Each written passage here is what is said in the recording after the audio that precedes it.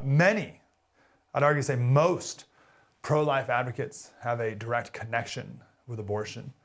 Can you help us understand what's going through a woman's mind when they're in a crisis pregnancy, and what was going through your mind when you were, was it 19, is that right? I was 19 years old, yes. You know, we're at an inflection point in American history when the Supreme Court has finally overturned Roe v. Wade. And finally, I pray women, young women like me at age 19, will not feel they have no other choice but to seek an abortion. When I was 19 and I found myself unexpectedly pregnant, I was terrified. Jaw dropping doesn't even begin to describe it. I had no idea what to do, where to turn. I tried to grasp out for resources and got none. And so I ended up feeling incredibly alone, powerless, pressured, and in the end, coerced. How did you feel after? Devastated. While I was on that table, I realized that that was the wrong choice.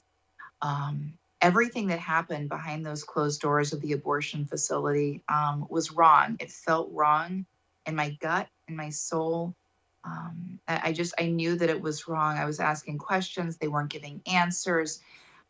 Eventually, it was a forced abortion, and there's no other word for it.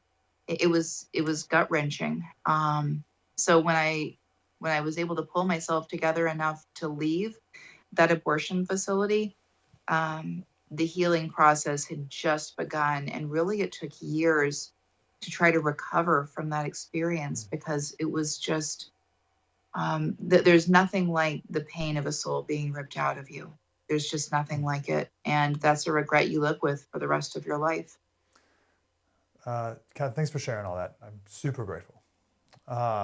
Claire, hello, by the way. You have a remarkable story. We don't have time to share all of it here, but you are the living rebuke of what I think is maybe the top talking point right now for the pro-abortion cause, and that is, all these kids are going to be born into poverty, and all these kids are going to be born into bad families. So it's better for them to die. It's better to kill them than it is for a kid to be born into poverty. What do you say to that?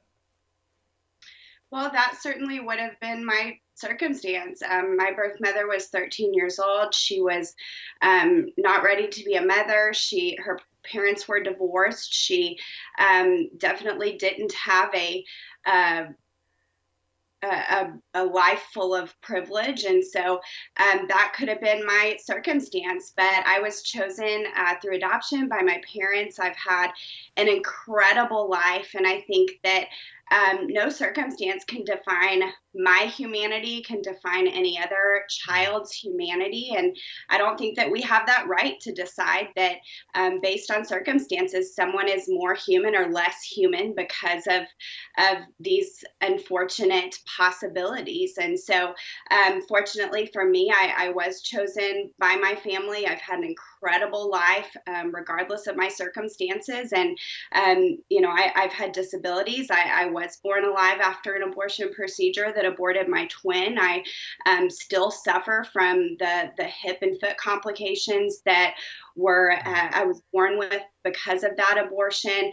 But I am so grateful for my life. And I've met so many people who have been affected by abortion, who have survived abortions. And all of us have said that very same thing, that regardless of our circumstances, regardless of finding out that we survived an abortion, we were affected by abortion, we regret our abortions. Maybe we didn't have the greatest circumstances growing up. Every single one of us are grateful for our lives.